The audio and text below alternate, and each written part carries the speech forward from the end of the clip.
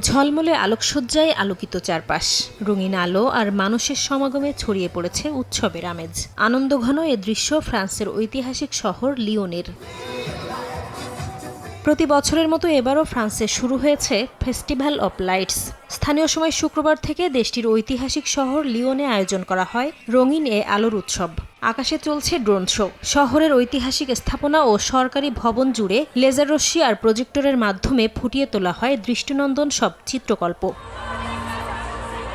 এবারের উৎসবে শহরের ভবন, চত্বর আর রাস্তাগুলোকে রঙিন করে তুলতে ব্যবহার করা হচ্ছে ফ্রান্স সহ বিভিন্ন দেশের শিল্পীদের তৈরি প্রায় ২০টি আলোকচিত্র। উৎসবের প্রধান দিন আগামী সোমবারে বাসিন্দারা তাদের ধর্মীয় রীতি অনুযায়ী বাড়িঘরের জানালায় মোমবাতি জ্বালিয়ে যীশু খ্রিস্টের মায়ের প্রতি শ্রদ্ধা জানাবেন। ৪ দিনব্যাপী এই উৎসব দেখতে ভিড় করছেন স্থানীয় সহ পর্যটকরাও। নাচে গানে উপভোগ করছেন আয়োজন। এবার প্রায় ২০ লাখ দর্শক অংশগ্রহণ করবেন বলে প্রত্যাশা আয়োজকদের। উৎসব ঘিরে শহর জুড়ে নিরাপত্তা ব্যবস্থাও জোরদার করা হয়েছে। নাসরিন রুমি, সময় সংবাদ।